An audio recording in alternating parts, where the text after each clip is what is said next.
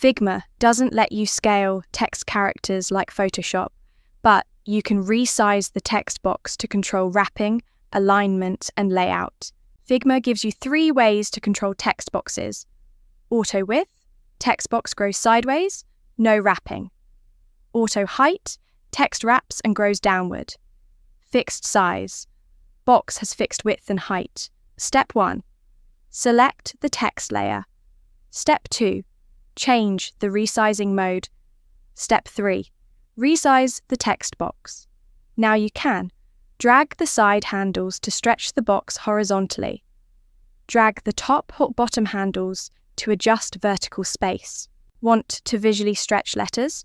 If you're trying to distort the actual letter shapes, Figma doesn't support this natively.